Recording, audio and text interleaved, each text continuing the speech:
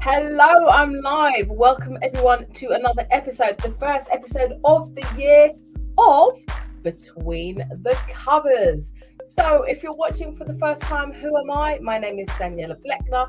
I'm an author, book journey mentor, founder of a company called Conscious Dreams Publishing. We work with authors from all over the world to help their powerful messages and stories out there in the form of books. Well, the bookshelf behind me here is just some of the 250 books that we've published over the last 7 years. I'm absolutely passionate about providing a platform for unseen, unheard authors so that they can have their voices heard and stories shared, so they can educate, empower, inspire, entertain, transform the generations to come. I've not done that intro for a while because it has been a very, very lovely breakaway from social media. Only about 2 weeks, but it really, really was needed. I recommend that to anybody. So if you're watching for the first time, what is Between the Covers all about, and why is it called Between the Covers? What a name. So Between the Covers is all about getting up close and personal with authors, whether they're self-published authors, whether they've published through ourselves, Conscious Dreams Publishing, or whether they've published through a big traditional publishing company, and finding out what really goes on between the covers of creating a book. It's so easy to look at a book and see how beautiful it is, read it, enjoy the read, put it down, forget about it, but just not having a clue about what actually goes on behind the scenes of creating, publishing, and distributing that book, the journey that goes on behind it. It's also a platform where I interview industry experts. I'm planning to interview more industry experts over the coming months, or definitely in 2024, which we are there now. Happy New Year, by the way, for everybody. Today I have an extra special guest. So before I interview my guest, I'm just going to give you a bit of a rundown in terms of events that we've got going on. So we are planning to do more events, more in-person events, monthly events. I am going to be doing a tour of my book, 9 Days of Piper Snow, which is inspired by a real life white pigeon that is on my windowsill right now. I'll be at Croydon Waterstones on the 13th of January for an author story time, Hounslow Library on the 20th of January for another book signing, and we also have a writers workshop coming up February the 3rd and 4th. A beautiful retreat for writers who have a powerful message and story to share and want to impact the world. So you can find out more about that via my social media platforms and my website, www.consciousdreamspublishing.com. So I'm going to introduce my lovely guest. This is actually the first time that I'm meeting her via actually seeing each other, apart from being on social media. Awesome woman. I think we've worked for about 3 or 4 months together now. She's written this beautiful book called My Painting and Yours. Who am I introducing you to? I'm introducing you to the beautiful Tess. She's a poet and musician born and raised in London. She uses poetry as her best attempt to describe the indescribable and takes inspiration from the everyday. Let's hear from Tess. Please, if you find this of worth and value, how can you not? Please do share this out, tap the screen and show us some love. Hey Tess, how are you doing? Hi, I'm great. How are you, Danny? I'm good, thank you. So lovely to meet you not in person, but as in person No, as I'm going to get now. Yeah. Tell me first of all, how do I pronounce because you're Tess Lina. Please tell me how I pronounce your name first. Aiteouakrim. Aiteouakrim. Beautiful name. So Tess, have you always wanted to write a poetry book? I know this is something that's been on your heart for a while. I was introduced to you through Leah, who is also one of our poets. She's written 3 books with us, and she told me you were absolutely incredible spoken word artist. So have you always wanted to be a poet, first of all, and what inspired you to tell me a bit about that journey? Well, certainly not. No, I never would have even thought me writing a book ever. It just kind of happened. And then even poetry, I discovered that more later on, like in life. As some of you guys already know, I'm a musician, and I've been playing piano since I was 7. So I used that as my way to kind of express myself. But in terms of poetry, that came much later on, maybe when I was about 18. Okay. And I just basically, it came to a point where I had so many poems, and I thought, let me try and do something with it. And I started to go into spoken words and reading my poetry out loud. And then I thought, and some people there, and like Leah as well, I saw her, and that's how we met, through a spoken word night, and she was reading a poem from her book, and I was really impressed, and I was like, wow, she wrote a book. And we started talking, and then she told me about you, and then I thought, okay, maybe I should start putting my poems together. And I thought I put ideas together, and that's how my book kind of came about, really. So I never was planning on making a book. It just kind of happened in a way. Into place. I love that. So you were sort of at the beginning of your, you were at the beginning of your poetry journey, really. That was was it the first or one of the first events that you actually performed your poetry at? It was one of the first. Yeah, definitely. Wow, that's amazing. Okay, so it's all kind of fallen into place. And now, would you have ever thought you would have had a book? I mean, how long ago was that, first of all? So I started writing poetry in about October 2022. Oh, wow. September 2022. And that year, like from there to that whole year, from September 2022 to September 2023, like I was just writing so much. I didn't realize how much built up, but so I started writing then, so which is recent. Just a lot Very happened recent. Was there anything? What particularly kind of inspired you? Because you sound like you had like a huge kind of download of inspiration during that period. Was there anything particularly that ignited that, do you think? I mean, I can tell you how it kind of started my poetry writing. So 2022, before moving out, like going to uni, that final year, most of that time I was stuck in my bedroom, mostly because of revision, studying for exams, and also that same year, I guess,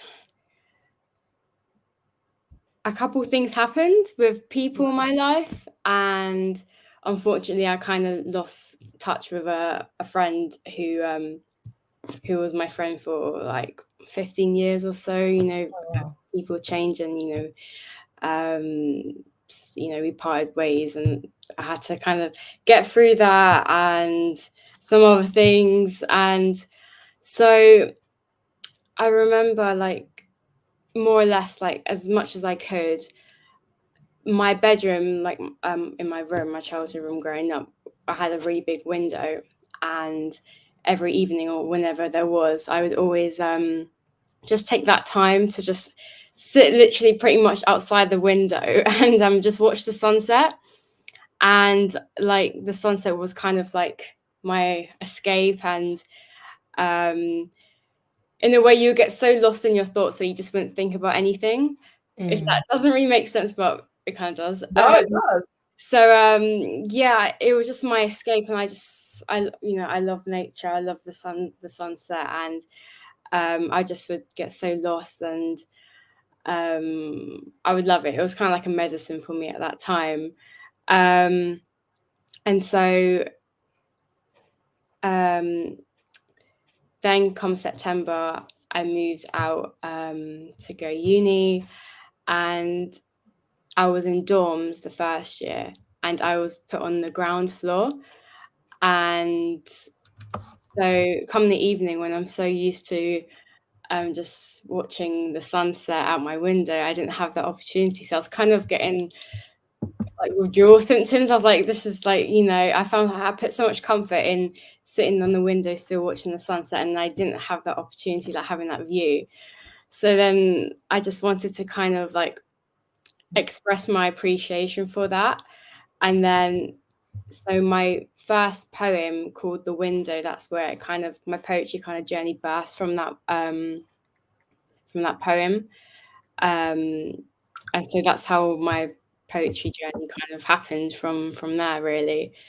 Thank you for sharing that. I think, like you said, sometimes it does take something seemingly challenging, like negative or challenging, to happen to us for us to kind of journey in and write. That as a young poet, I mean, I still do it now, but I started out writing my poetry, the silly stuff, when I was really, really young. But like between the ages of 17 and 19, that was my medicine of really getting my emotions out and processing things.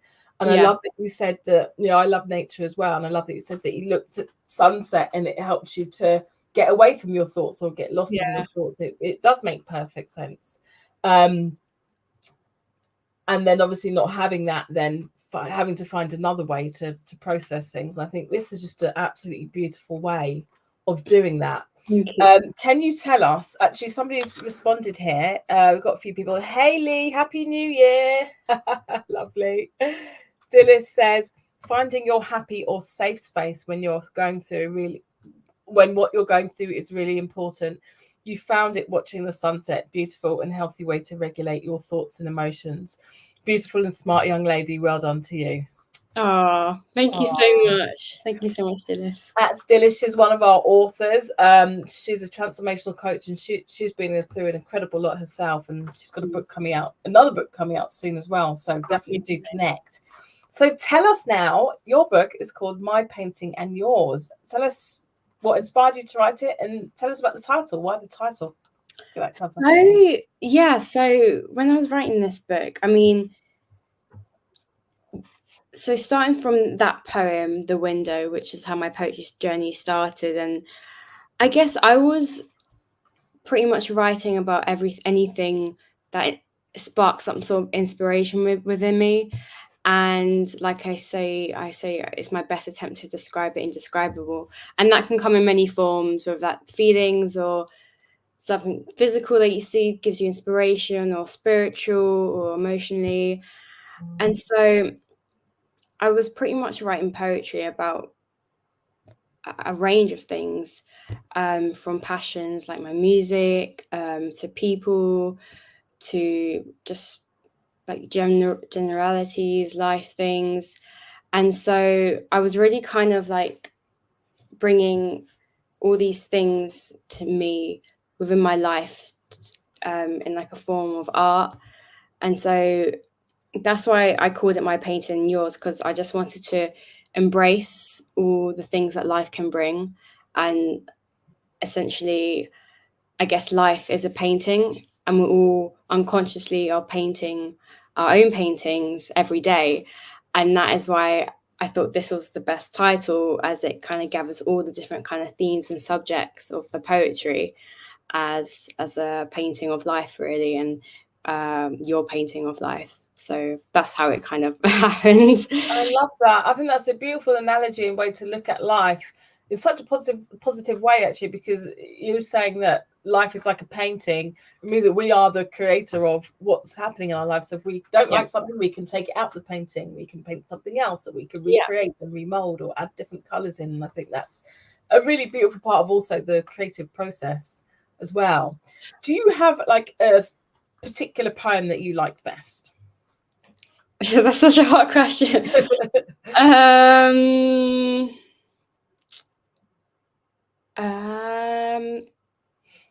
Okay, give us what some of your favorites. Okay, let's not be specific. Some of my favorites. I love the Safety Net. I like The Window because that was my first poem. I like Out of Touch as well. I got the book here as well. Can you read some to us? Yeah, let's have a read. Do you know what? I'd like to hear your very first poem. I'd like to hear The Window. And then maybe two more of your choice, because I'm not. Do you know what's really interesting is that when I've interviewed poets before, we've worked with quite a few poets. Yeah. And obviously, when you read someone's work, you have your own voice in your head. Yeah. And then when you hear the author read it in their own style, it really just adds something more to it, doesn't it? Yeah. Okay, let's read the window then. I can find it. Oh, we've got a question here, so we can. Yeah. Riley says you're amazing. How long did it take to write your book? How long did it take to write my book? These are all the poems since I've written since 2022 September until I guess it was May 2023 when we started working. What about then? Obviously, the process. You had all of the poems. In terms of the process of collating them and publishing them. I'm gonna try and find the page for the window for you. Okay, while you answer. I guess in terms of making the book itself. How long did that take? About. When did you get in touch? I should know really. Around 3 months? 4 months. About 3 or 4 months, I think. Yeah, maybe. Yeah. Yeah. So this took about 3 or 4 months, and then the poetry itself maybe took about 8 months. I reckon. Yeah, around 8 months. What an amazing amount to achieve. The Windows page 79. What an amazing amount to achieve, considering that you've literally just, you haven't been performing poetry that long. So you've collated your.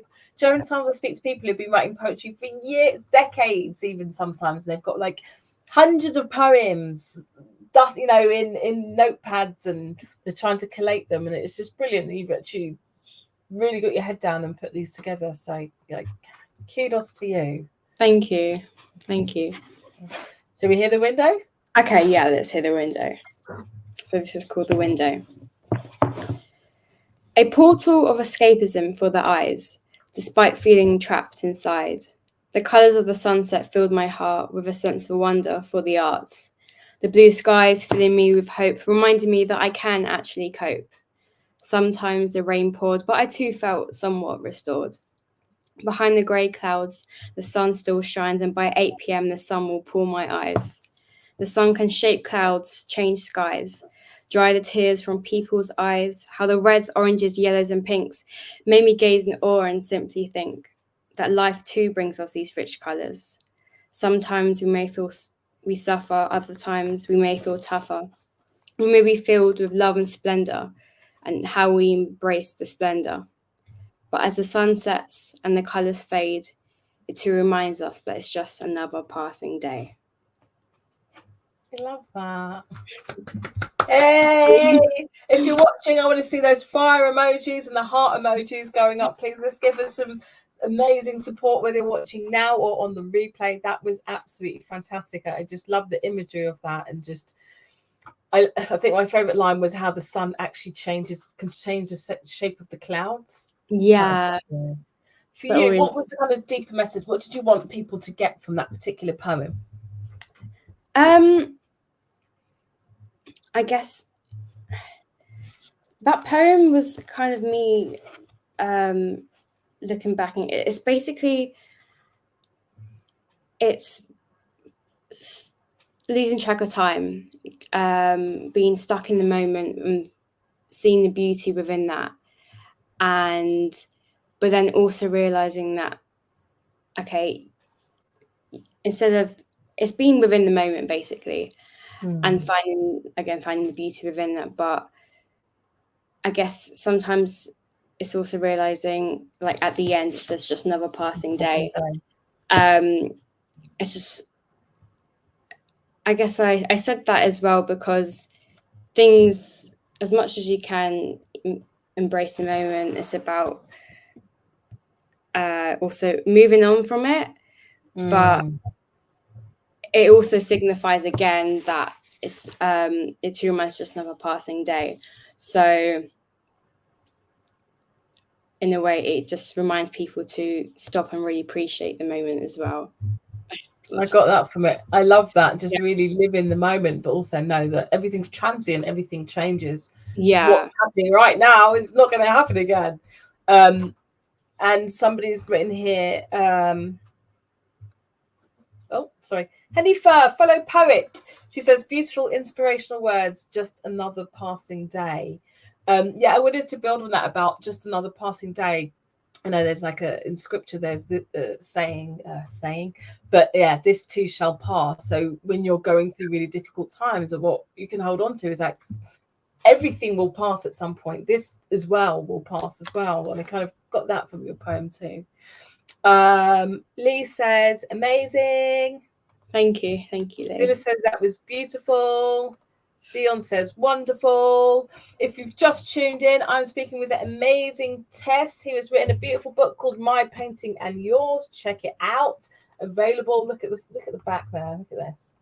It's just a lovely cover. We'll talk about the cover in a second. But do you want to share another poem with us? And also, if you're watching, again, this is a very interactive show. So if you have any questions, please do throw those questions up for Tess. So what have we got for us next, Tess? So I'm going to read The Safety Net, which is one of my first poems that I read out loud, like in the spoken word. Then again, with this one, for those who are watching, I always ask the audience this as well. I ask you guys to guess what I am speaking about. But also with this poem, I normally get two answers, and sometimes they're both right, because for me to really express something, I kind of had to take inspiration from something very close to me. So if you guys want to guess what it is when I finish writing it, then reading it. Okay, so this is called The Safety Net. Hold on, I know there's going to be people thinking, is there a prize? No, you just get a gold star. You get a well done. Okay, you ready? Yeah. Her rays are the mesh, intersected through the windows of my soul, lighting my inner dull, triggering the bloom of the hopeless love I have for you. But who am I referring to? Her warmth makes me giddy, her warmth sets my mind free, contenting me, making me believe that I can achieve, and makes me relieve that she's still there, when it's cloudy, foggy, or misty like my mind is sometimes, but still melts my thoughts, the ones that shouldn't pass by. Distance is never an issue, 93 million miles, and she still smiles when she radiates me, triggering home within my lone. She glistens as she kisses every part of me that I cannot see, reminding that beauty is natural. She shouts, I am powerful and so are thee, as she dries the tears running down my face.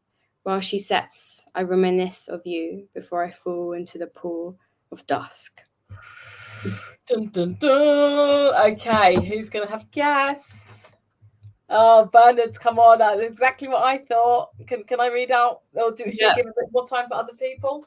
Just give it a bit more time. So we're going to give time for people to respond and say what they think Tess is referring to. Or we've got a couple here. So meanwhile, I'm going to read in some other things. Hanifa says exactly what I was thinking. Stay in the moment. This too shall pass. Brilliant. Oh, she's also asking, where and when is your next spoken word event? So do you want to answer that one? So I am doing a book launch for My Painting and Yours on the 12th of January.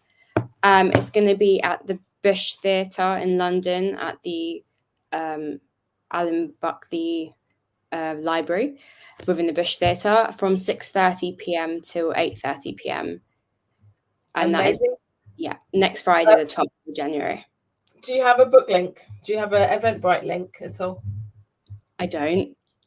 Well, we'll talk about that. So Hanifa, it's going to be at the Bush Library. Bush Theatre. I forgot already. The Bush Theatre, Friday the 12th between 6:30 and 8:30. Don't be late. Tess, you can go back on and you can let them know the details there. We'll get an Eventbrite link going so you can book, so we have an idea of how many people are coming. Yeah, I'm going to be coming, so I'm really looking forward to meeting you in person and hearing you recite your poetry. Okay, so we've got some guesses now. Bernard, who's also a writer as well from the USA, he says the sun. Let's go through some of them first. So we've got the sun. Rick, who is also a poet and one of our authors too. Amazing author. He says bereavement. Hanifa also says the sun. Oh, and Rick says it's beautiful. Right. So what's the answer? So the answer is the sun. Yeah. Maybe it was the 93 million miles. For this poem, actually, I did a bit of research for it. So that's the distance from the sun to us. So You've got background in science, haven't you? Yeah. So I'm actually still studying a science degree. I'm studying environmental science, and I did science for A level as well. I studied physics, so quite sciencey. Yeah. What do you like about science? I think as a scientist as well, we have this one thing in common, and it's the why. We want to know why things happen and the reason for it. And a lot of the time we're in such awe of the world, the planet, how things work, and we just want to know the why. And that's why I do like studying science, really. It's very interesting. And it's never ending. And we'll never, I don't say we'll never have the answers, but I mean, there is so much to learn and discover. I'm the same as you. I want to understand, well, how do we know that the planet is, how do we know what the distance is? How do we know and why and why? And some teachers didn't like that, but because they didn't know the answers. But that's what's so great about science, is that you're constantly testing and learning. So, and I can see that it's kind of reflected in your writing as well. We talk about nature quite a lot. Yeah, I love talking about nature and just kind of bringing it to life in a different kind of way through art. And so, yeah, I love writing about nature and things that I just see, I love that. Oh, lovely. So, hold on, we've got quite a few comments here today. Okay, Dillis is saying poetic scientist. Right, that, yeah. That's the next book, Poetic Scientist. Neville, my partner, who is a science teacher, so of course he's saying science is amazing. Rick says it resonated with my own feelings of bereavement, that intangible stuff, so it makes sense it's the sun. Definitely. Thanks for that, Rick. Thank you. Poetic scientist, how great is that? Oh, Leah's coming. Leah is a fellow poet. Do you know what? We need to get all the poets together. Rick, Tess, Leah. If you can, I know Leah, you can't make it. I know Rick is not down the road, but it would be great to have a poet meetup, I think. Tess's book launch is going to be Friday the 12th at the Bush Theatre, 6:30 to 8:30. I'll pop that in there. Did you want to share another poem with us? Or I'm very intrigued with the piano behind you. Did you want to share something? I could actually share a poem that inspired the piano. Yes. Yeah. Let's do that. I'm going to put your book details in here as well. So, yeah, this is obviously kind of expressing my love for the piano. And I thought it was about time I did a poem on it. So this is called the Piano Parachute. They ask, what's a piano parachute? I say, to slow the descent so I can see through the fall. They ask, why do you want to see yourself falling? I say the sights are simply enthralling. How could you miss this unique view? It's certainly one your shoes cannot walk you through. They ask, why do you wear it even when you're not descending? I say, if we're not falling, we're floating. If we're not floating, we're sinking. If we're not sinking, we are swinging, back and forth, up and down.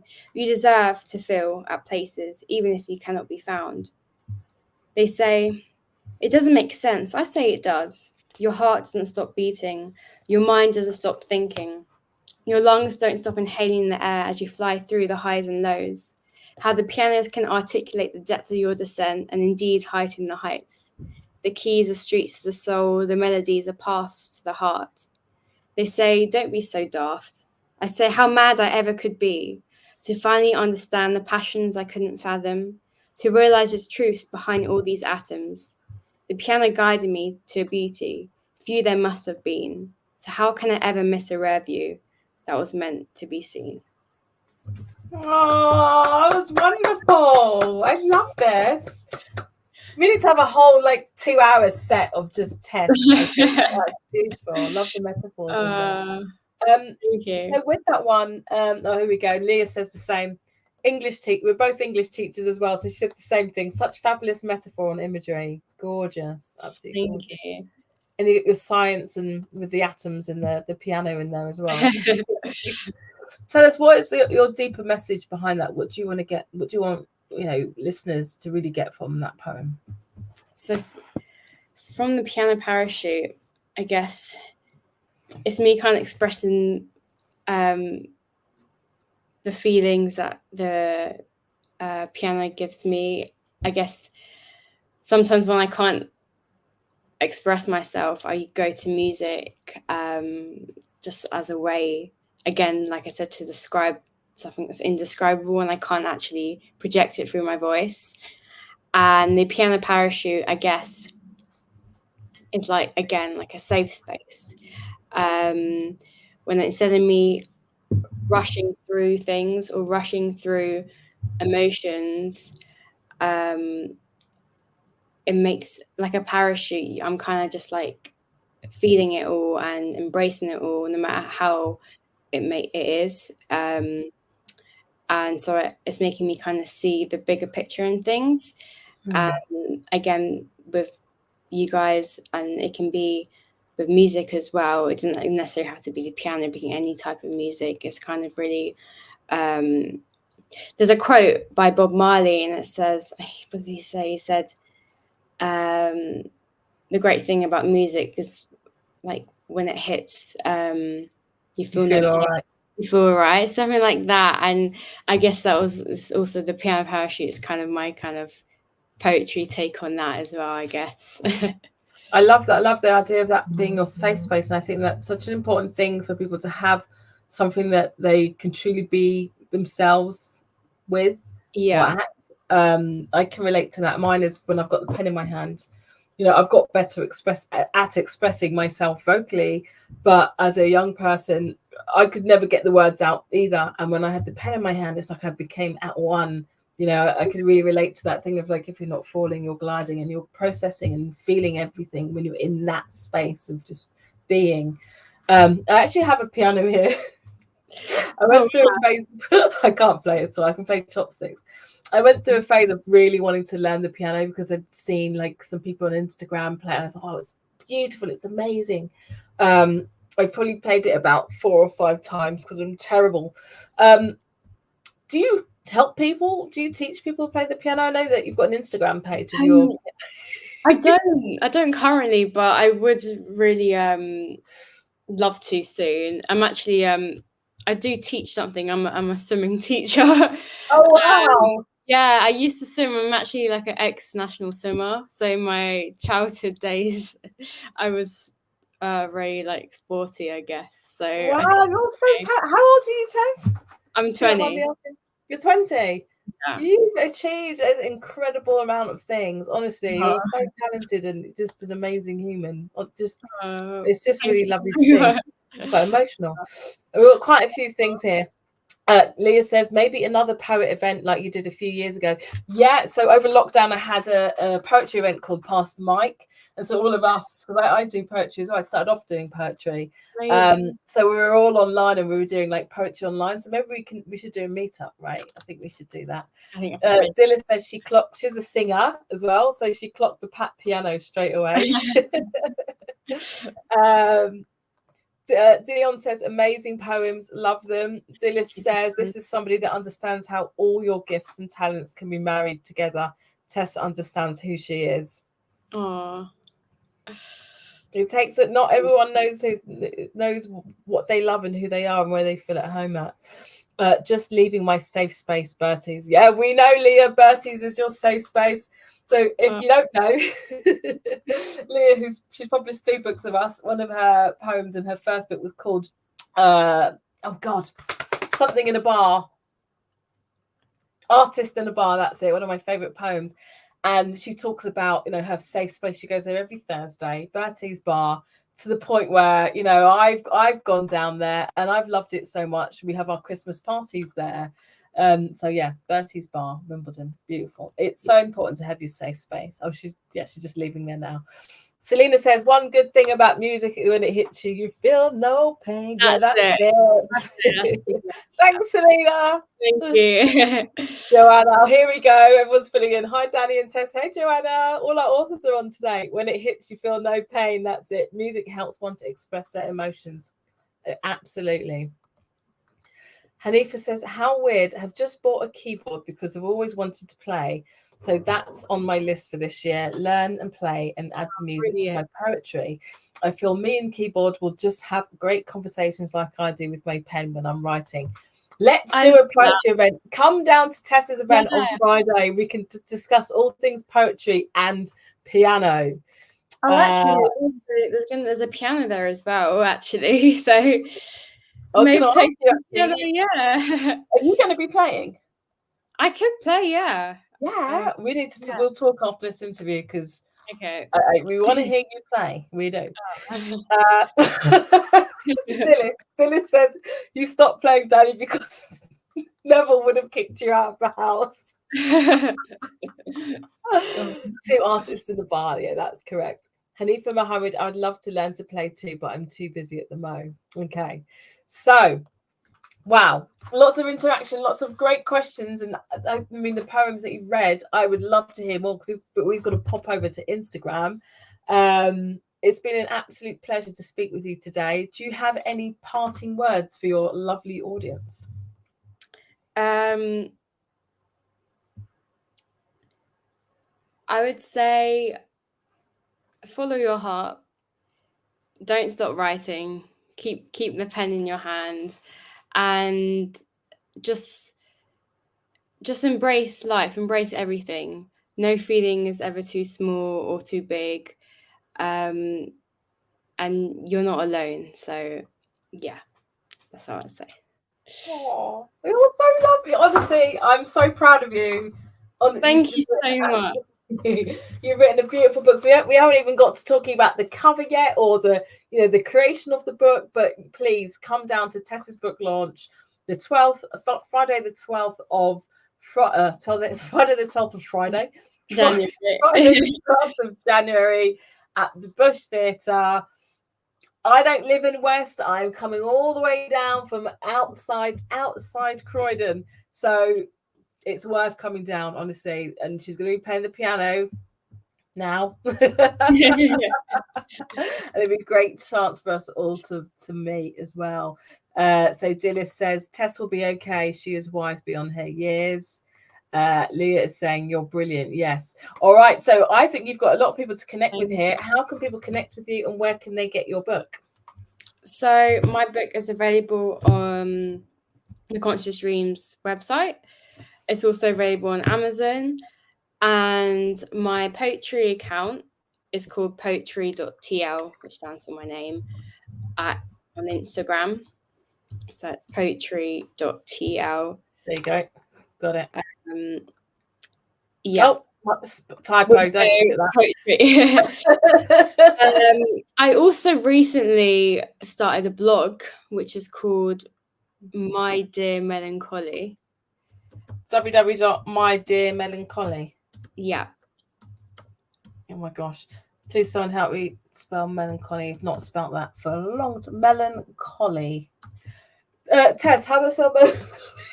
So MELANCHOLY. CHOLY, yeah. Doubting myself, guys. I'm doubting myself. There we go, yeah. Oh dear. Typo again. Help me. My dream melancholy.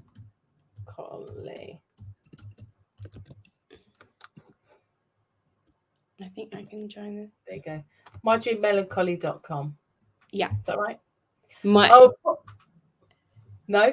It's my dear melancholy. Oh dear. Do you know what? We'll put the link in the comments. We will put the link, yeah.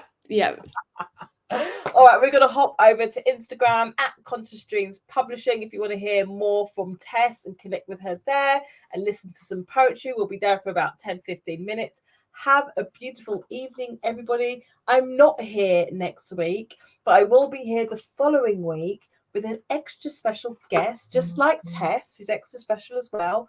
I'm going to be interviewing the awesome and amazing Angie Lamar, comedian, who has written a range of books, children's books, one of which I received today called True and George the Lizard. She'll be with us on Thursday, 7 p.m. GMT, the 18th of January. Do not miss it. See you soon. Bye. Bye.